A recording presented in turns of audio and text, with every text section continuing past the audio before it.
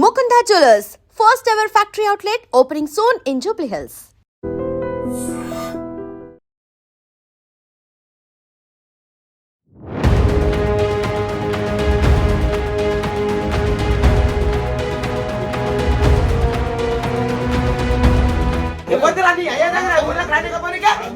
మన మధ్య సందులో వస్తున్నది స్పీడ్ ఉండేది కారు స్పీడ్ ఉండేది వాడు అట్లా ఇడికెళ్ళి అడిగి ఎందుకొని పోయిండు. వికారాబాద్ జిల్లా పూడూరు మండలం రాకంచర్ల గ్రామం. నిన్న సర్పంచులు ఎవరైతే ఎన్నికైనరో వాళ్ళందరూ కూడా అంటే వాళ్ళు గ్రామ సర్పంచ్గా ఎన్నికైన రోజు కాబట్టి చాలా గ్రామాలల్లో పెద్ద ఎత్తున సంబరాలు జరిగినాయి. అంటే ఒక రకంగా జులూస్ లాగా ఒక బారాత్ లాగా పెద్ద ఎత్తున వాళ్ళు ఆ గ్రామంలోకి గ్రాండ్గా సెలబ్రేట్ చేసుకుంటూ వెళ్ళిన పరిస్థితి. రాకంచర్ల గ్రామంలో కూడా అదే చేసిర్రు. ఎన్నికైనటువంటి సర్పంచ్ ఆయన పేరు వచ్చేసి కమ్లీబాయి పెంటయ్య. ఆ గ్రామంలో సర్పంచ్గా ఎన్నికైండు. పెద్ద జులూస్ తీసిండు. మొత్తం అంతా గ్రామస్తులందరూ కూడా ఆ జులూస్లో పాల్గొన్నారు. పెద్ద ఎత్తున ఇక అనమాట. లైటింగ్ కానీ ఆ సెలబ్రేషన్ కానీ మామూలుగా లేదు. అక్కడి వరకు మంచిగానే ఉంది. కానీ ఆ జులూస్లో ఇంకా దాని వెనకాల ఫాలో అవుతున్న కార్లు ఇట్లాంటివి కూడా ఉన్నాయి.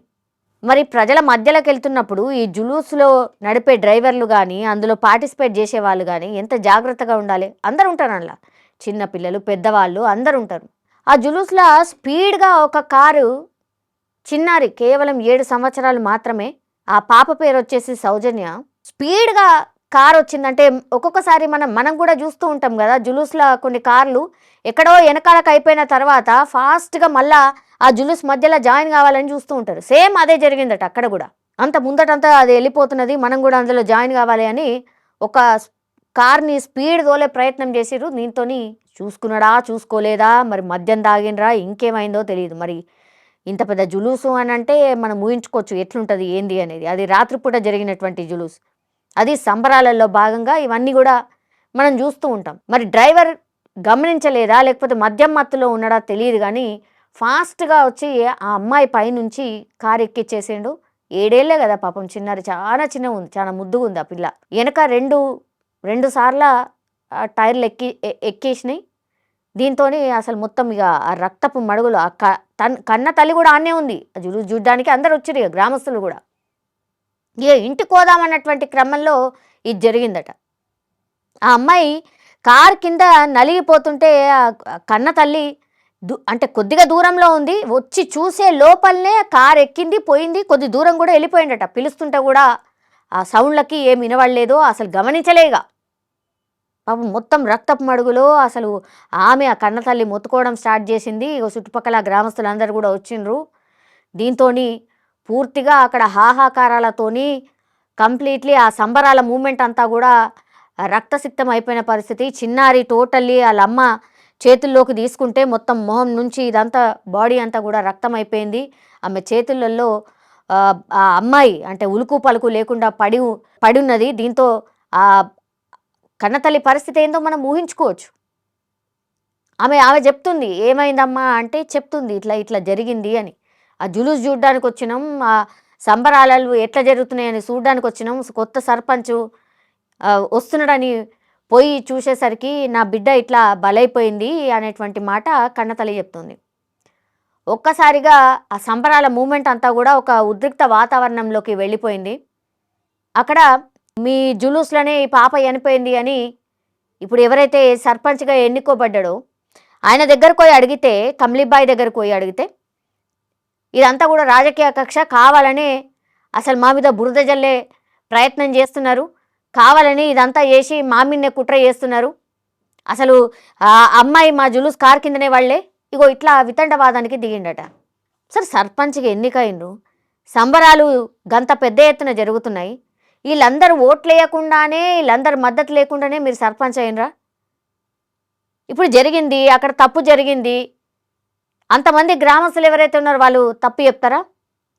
కార్లు మీ కాదా? ఆ జులూస్ల కార్లు మీ కాదా?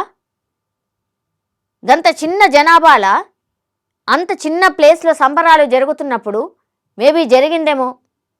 వాళ్ళేమో నెత్తి నోరు మొత్తుకొని ఏడుస్తూ దుఃఖంలో ఉంటే మీరేమో దాని మీద ఏమో అంటారు కదా, పుండు మీద కారం జల్లినట్టుగా మీరు మాటలు ఉంటే ఎట్లా?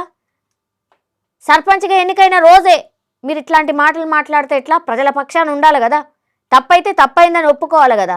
దీన్ని కూడా రాజకీయ కక్ష, మా మీద కావాలని కక్ష కట్టిండ్రు, మేము సర్పంచ్ అవ్వడం ఇష్టం లేదు అని మాట్లాడడం ఎంతవరకు కరెక్ట్? సర్పంచ్ గారు మీరే ఒకసారి ఆలోచించుకోండి. సరే, తప్పు మీ వల్ల జరగకపోయి ఉంటే విచారణ ఇంకేదో జరుగుతుంది, ఇంకో జరుగుతుంది. ఇప్పుడు గ్రామస్తులు అంత కోపోద్రిక్తులై ఉండి మీ మీద ఆరోపణలు చేస్తుంటే పోనీ కామ్గా ఉండండి కదా.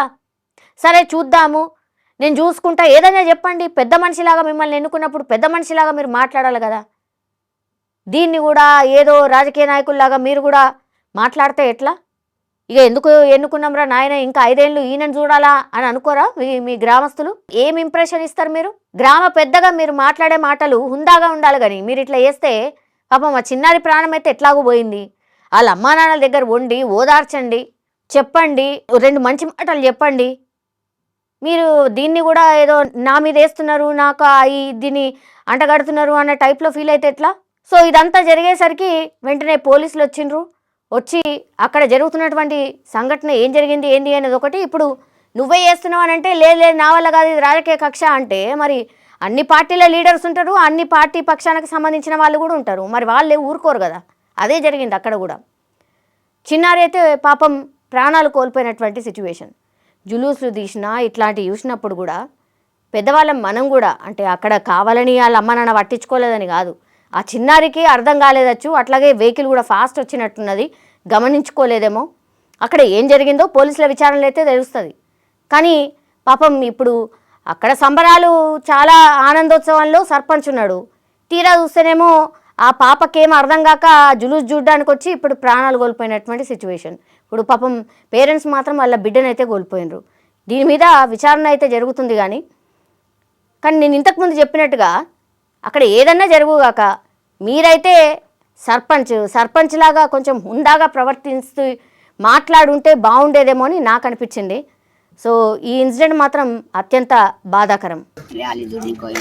ర్యాలీని అక్కడిక్కడ తిరుగుతుంటే చూడనీకి పోతేనే జరిగింది. ఇంటికి మన మధ్య సందులో వస్తున్నది, స్పీడ్ ఉండేది కారు, స్పీడ్ ఉండేది, వాడు అట్లా ఇడికెళ్ళి ఆడికి ఎదుముకొని పోయిండు, స్పీడ్ ఎక్కువ ఉండేదాడు, వేసుకొని పోయిందాడు, పిల్ల ఆడబడ్డది. నేను ఊరికొస్తాను వెంటనే మా మిట్టు వచ్చిన ఊరికొచ్చే వరకు వాడు ముందరకు ఆపిండు, అనిలో ఇంటికాడ ఆడపోయి ఆపిండు. ఆ పెట్టాలకల్లా పోయి ఇట్లా పట్టుకుంటే కూడా మొత్తం రక్తమైంది నా చేతికంతా. ఆమె కాళ్ళు ఇట్లా ఏమైపోయింది, ఇంక కొట్టుకోలేదు, నా బిడ్డ పోయింది అనుకున్నా. ర్యాలీ చూస్తుండే సారు,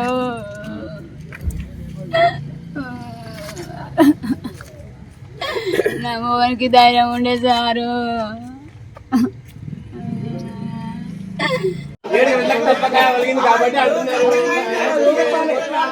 ఎవరైనా పెట్టి కరెక్ట్ చెప్పాలి.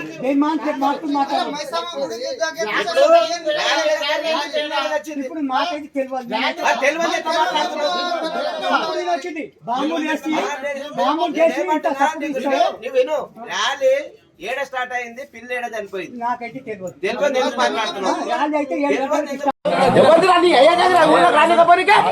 ఇల్లు ఇల్లు